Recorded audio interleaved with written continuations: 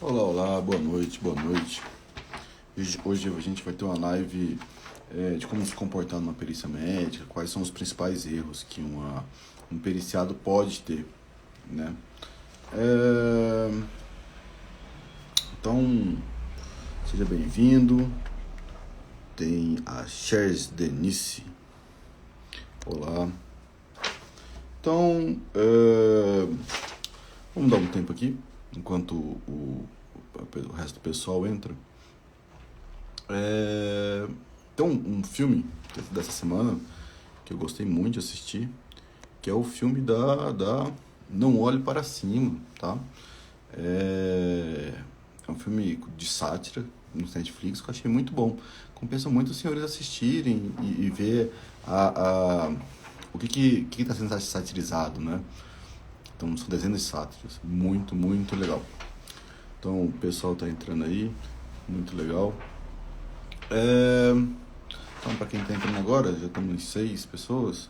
Hoje vai ser a dica de como se comportar na perícia médica e quais são os erros que eu considero mais prevalentes ali, né?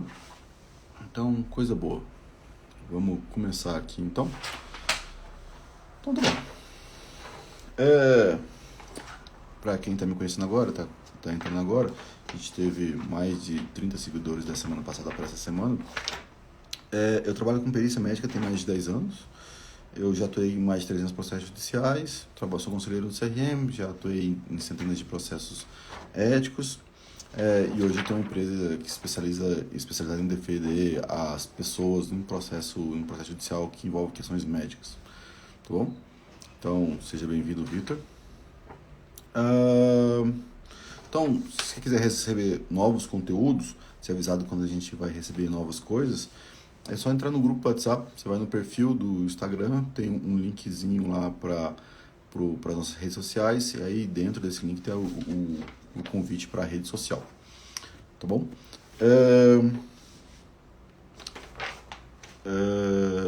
Então, na próxima perícia, eu estou pensando em fazer a próxima perícia, a próxima live de quem tem direito à isenção de imposto de renda, tá? Me parece um tema bastante interessante ali, quem tem direito à isenção de imposto de renda por doença, né? Mas vamos ver se eu bolo um tema melhor até lá, tá bom? Então, essa live é focada naquelas pessoas que têm o direito, só que elas têm dificuldade ali de comprovar, né, ali na perícia e tal. A perícia médica, ela pode acontecer assim em dezenas de locais. Então, a gente tem, por exemplo, no INSS, no Detran, no ML, a gente tem, vamos ver onde tem mais perícia médica, concurso público, a gente vai ter perícia judicial, vai ter perícia para homologar atestado, perícia para isenção de imposto de renda. É uma infinidade de locais ali que a gente vai ter essa perícia. Então nem sempre é uma coisa muito complexa e quando não é uma coisa muito complexa, o periciado às vezes vai sozinho, sem um acompanhamento, sem um assistente técnico, sem um médico, tudo bem. Então nessas situações assim é importante a pessoa ter uma orientação, né, de como se comportar ali. Então, qual a introdução então, do que é perícia médica?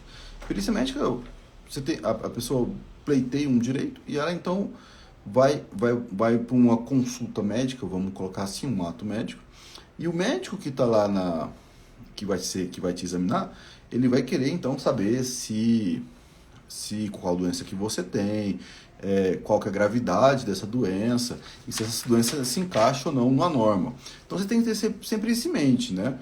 O que está sendo avaliado? Por exemplo, eu estou indo na perícia da INSS, está sendo avaliado se eu dou conta ou não de trabalhar. É isso que o perito quer saber. Então tá bom. Qual é a doença que você tem que vai te dar esse direito? Sabe? É muito normal a pessoa ali... Então, a primeira dica ali, né? É muito normal a pessoa chegar ali com 50, por ali assim, 50, 60 anos, e ter ali uma infinidade... vai ficar gravada a live.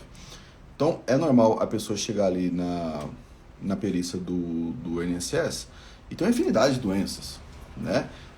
Tem, sei lá, unha encravada, tem mal olhado, tem um monte de coisa, sei lá, não foi legal, enfim. E aí ele só tem uma doença ou duas no máximo que vai dar incapacidade, vai ser uma coluna, vai ser um joelho, vai ser uma doença psiquiátrica, uma doença mental. Então assim, na hora que o perito virar perguntar, o perito vai chegar para você e vai perguntar assim, o que te trouxe aqui? Então você vai falar aquela doença que trouxe você lá. Você não vai ficar falando de todas as doenças que você tem, sabe? Aquelas doenças que não dão incapacidade, que não dão o direito que você está pleiteando. Então tá bom. Então essa é a primeira dica que eu dou para vocês. Se atente para o direito que você quer e se atente para qual doença que vai te dar esse direito, tá? Então é comum assim a pessoa ficar devagando, às vezes o cliente procura a gente pra gente defender ele na perícia, e aí eu tenho que entender o que a pessoa tem, né? Vou conversar com a pessoa, às vezes é meia hora pra dar conta de entender qual que é a doença que tá dando direito, sabe? Porque ele conta tudo, conta tudo. Então, então você tem que fazer isso na perícia, tem que se atentar a isso, tá bom? Sobre uma questão assim, que é complicada, que é assim, a pessoa tenta simular, tenta mentir, tenta induzir o outro ao erro. Não faz isso, tá? O perito trabalha com isso. A gente tem a percepção de entender aquela pessoa que está adulterando a verdade, sabe?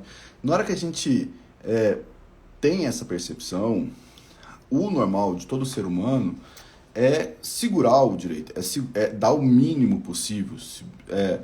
Dependendo, não dá nada. Então, assim, o recomendado é sempre assim, fala a verdade. Fala quando sente dor, fala quando não sente dor, seja honesto. Que a gente percebe também quando a pessoa está sendo honesta, e é muito comum até surgir a vontade de ajudar aquele que está sendo honesto e não está conseguindo se expressar direito. Tá bom? Então tá bom. Próximo.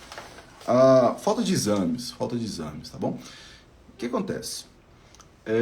Vamos falar que a pessoa tem um problema na coluna, por exemplo, né? E aí o médico lá para tratar ele, para fazer as coisas, precisou fazer uma ressonância, por exemplo. Então, o médico perito, para ele entender a sua doença, muito provavelmente ele vai precisar desse mesmo exame. Então, para você que vai na perícia, você tem que levar aqueles exames que por eles foram possíveis chegar ao diagnóstico, chegar à gravidade que você tem, tá? Você chega lá sem nenhum exame, acontece mais do que vocês pensam, a chance de existir uma negativa é enorme, né? Se não 100%. Então tá bom. Outro problema é o tal do excesso de exame. Aí vira pro outro lado. Tem gente assim, não tô brincando, leva uma mala de exame, entendeu? Você fala assim, você trouxe aí a ressonância? Aí ele puxa uma mala, uma mochila gigante, ele tira aquele assim, tipo, 20 quilos de exame, assim, tof! Aí ele fala assim, tá aqui assim, tem algum lugar aqui assim. Então, aí ali tem exame de urina, tem exame de fezes, tem exame de sangue, vai tudo, sabe? Aí ele tem exame da tireoide, tem exame, sei lá, ultrassonografia da mama, e vai indo. E assim, às vezes nesse exemplo ele estava pleiteando uma doença na coluna. Então, é complicado falar isso porque eu sei que existe uma dificuldade daqueles que não são da saúde, de entender que cada exame faz, mas a gente consegue ter uma noção. A gente consegue ter uma noção do que é o exame do ombro, o que é o exame da coluna, o que é o exame do sangue, das fezes, entendeu? Então tenta, né? Se quiser levar, leva o exame. Mas dá uma separada, sabe? Naqueles exames ali que você acha que tem mais a ver com a sua doença. Isso é importante, tá? Então, e aí a gente chega nessa outra dica aqui, que é o seguinte, coloca os exames na ordem, sabe? Para o perito te pedir um exame e você conseguir tirar ele, sabe? Fala, cadê o exame da tomografia que você fez? Aí você puxa o exame e entrega para ele, sabe? No meio daquela consulta ali, ficar procurando exame que não sabe, então é meio complicado. é bom não fazer isso. É bom já levar aquele exame assim mais organizado, mais mastigado. Você sabe onde que está cada coisa. Tem paciente que leva as coisas com post-it, assim, pregado assim, com a orelhinha, assim, sabe? Bem legal. Isso é mais raro também, né? Todo mundo faz, não. Então, tá bom. Outra coisa muito comum também, é o paciente levar uma sacola de remédio. E quando eu falo sacola, é aquela sacola grande, sabe? E aí leva remédio assim, que você vê que a caixa está até amarelada. Isso não é tão importante assim. O que é importante? É importante você levar a receita da sua medicação, tá? E aquela receita da medicação fazer sentido no seu tratamento, de preferência levar a última receita das coisas que você está tomando hoje. Pode ser que, dependendo da doença, porque às vezes uma doença fica grave, ela diminui um pouco, ele queira saber o que você tomou na situação mais grave. Pode ser, pode levar aquelas receitas mais antigas em ordem, deixa ali no cantinho, e aí você tem assim mais fácil ali por cima ali a última receita das medicações, tá? Precisa levar a caixa do remédio? Não precisa, tá bom? Levar a caixa do remédio nos diz muito pouco. A gente não sabe que miligramas estava tomando, qual que a frequência estava tomando, a gente não sabe nem se foi prescrito para você mesmo, se foi prescrito para outro, entendeu? A impressão às vezes que dá que o cara junta o remédio da família toda para levar. Então é bem complicado essa sacola de remédio. Eu particularmente, numa perícia, eu não levaria, tá? Levaria as receitas. Então tá bom. Então a história do relatório novo. Tem que levar um relatório novo. Qual que é quanto tempo vale um relatório, aquela situação. Então, qual que é a ideia do relatório médico? É saber como é que está a sua doença hoje, entendeu? Então, assim, você vai passar pela primeira vez por uma perícia, aquele relatório ele tem que falar mais ou menos como é que está a sua doença. Então, não existe, assim, um número mágico. A coisa vale uma semana, vale um mês, vale um ano. Não, ele tem que falar ali o que está acontecendo com você e tudo mais. Aí vamos dar um exemplo. A pessoa foi para o INSS, aí ela consegue um benefício, aí levou toda a documentação, levou certinho. Tá. Aí ele conseguiu um benefício por 6 meses. Aí vai ter uma consulta de retorno para saber o que aconteceu nesses 6 meses. Entendeu? Então essa nova perícia, essa segunda perícia, vai ter que ter um relatório de que aconteceu nesses 6 meses. O relatório não precisa ser de ontem, mas ele precisa dar uma ideia do que foi discutido, o que foi feito, que tratamento foi feito e tal. Senão o perito acha que você recebeu alta, tá bom, e tá em casa, com a perna para cima. Entendeu? Você tem que mostrar que não, tá em tratamento, tem um processo de doença ainda acontecendo, a coisa tá caminhando. Tá bom? Então, assim, não tem um número. Você fala, é muito comum querer um número. É uma semana? É um mês? Não tem. Tá? Depende muito do bom senso de cada situação. Então, tá bom. Então, caixa de remédio, relatórios. Levar... o exame de imagem. O exame de imagem, às vezes, é grandão, pesadão, tem uma série de coisas ali. E aí, então, esse exame de imagem... Pode levar. Tem perito que gosta de ver o exame de imagem? Tem perito que gosta de ver o exame de imagem. Mas o mais comum é o perito querer ler o laudo do exame de imagem. Vai ter um radiologista que vai ver o exame de imagem e aí ele vai laudar. Entendeu? Aí vai ser um papelzinho igual esse aqui que eu estou segurando aqui. E aí acontece muito da pessoa levar o exame de imagem e não levar o laudo.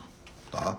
Então, essa é uma coisa também que você tem que ficar atento. Principalmente na hora que você for pegar... Acontece muito no SUS, tá? Às vezes a pessoa pega o exame e aí o laudo não vem com laudo, vira uma confusão. É bom tá pedindo sempre o laudo, tá? Para ficar juntinho ali e deixa a coisa ali fácil. Não vai sem o laudo, não. Então tá bom. É isso. E aí a consulta, então essa perícia médica nada mais é do que uma consulta médica em que vai ter uma entrevista, o médico perito vai te periciar. Ele pode ser que ele te examine, dependendo da doença, dependendo da doença psiquiátrica, não vai ter exame. Mas com a doença ortopédica, ele vai te examinar. E aí, ele tá querendo, aquilo ali, na minha visão, é uma chance que você tem para falar da verdade. Então vai com calma, vai tranquilo, escuta o que o perito está falando, responde o que o perito está falando, bastante calma e que a coisa flui, tá? Leva a coisa organizada, leva os documentos tudo amarradinho ali. Então, tá. Uma outra preocupação que eu vejo muito do periciado é aprender os nomes técnicos da medicina, sabe? Ele quer aprender. A gente, assim, todo perito tem um bom senso que você não fez medicina e que você não tem necessidade de saber aqueles nomes com aquela complexidade. Pode falar nas suas palavras, do jeito que você entende, que a gente já é treinado para já entender isso, para entender um linguajar mais comum, né? A gente não está treinado para conversar só com o médico, a gente está treinado para conversar com a população. Então, de uma forma geral, eu acho que esses são o que eu vejo que são mais importantes ali na hora de uma perícia, para aquela pessoa que tem o direito, dar conta de comprovar aquele direito que ela tem, né? E aí, onde que eu vejo essa maior dificuldade? Eu vejo no INSS, que é uma pessoa assim, muito desamparada, ela não tem acesso nem a médico direito, não tem acesso aos exames, e aí ela vai na perícia da INSS, ela adoece, pede um benefício lá, vai na perícia, vai com tudo bagunçado, e acaba que ela não consegue, ela tem o direito, às vezes não consegue por falta dessa orientação básica que a gente está dando aqui. Que mais? Eu acho que é só. Então, eu vi que aqui alguém fez algumas perguntas. Deixa eu ver aqui. O Nitinho Manuel perguntou se a live vai ficar gravada. Eu tô colocando as lives, tá? Quando ela acaba aqui, o cara pergunta se ele quer que deixe, eu deixo. Se tiver alguém agora que quer fazer alguma pergunta, né? É a hora agora da gente ver se alguém tem alguma coisa que perguntar. Então, acho que não, né? Era isso, então. Na próxima semana, provavelmente eu vou falar sobre quem tem direito a isenção de imposto de renda, tá? Por doença. E é isso. Foi um prazer estar aqui com vocês novamente. E só um segundo. Surgiu a doença mental. Eu não sei. Doença mental. Você quer falar alguma coisa de doença mental? Bava Meire. Não? Acho que era isso então, né? Que eu falo. Doença mental é a mesma coisa. A doença mental não vai ter tanto exame assim. Então, vai ficar muito em cima de laudo psiquiátrico, vai ficar muito em cima ali do que a pessoa tem a relatar na perícia, sabe? É isso. O mais importante, no meu entendimento, mais importante para a comprovação do adoecimento mental, que é o que eu uso nos meus laudos, né? Na hora que chega um cliente, fala que tem um adoecimento, eu sempre peço o prontuário médico. Eu nem quero relatório, eu quero o prontuário. Que com o prontuário médico eu consigo ver a evolução, quantas vezes ele foi na consulta, que medicação que estava tomando, qual que era como que foi aumentando, quando que foi diminuindo. Então, isso para mim é o principal para eu entender aquela situação. E aí tem uma questão da doença mental, que assim, existem inúmeras orientações na internet de como que faz, de como proceder, assim, no intuito de meio que manipular, sabe? A gente percebe, tá bom? Que aquela pessoa, naquele adoecimento, não está condizendo com o que ela está apresentando. Então eu não recomendo usar desses artifícios, tá? Vai do jeito que você acha que tem que ir, porque às vezes tem uma doença que está melhorando, a pessoa tem que ter um comportamento mais ou menos equivalente, sabe? Uma doença piorando, tem que ter se está se isso fica destoante, porque a pessoa leu alguma coisa na internet e está tentando manipular, aí dá tudo errado na perícia, tá tudo errado. Então é bom, assim, não criar essa dissintonia, deixar a pessoa ser do jeito que ela quer ser, do jeito que ela está, o humor dela naquele momento. Tá bom? Então, era isso. Acho que era isso, então. Um abraço para todo mundo e até quarta que vem.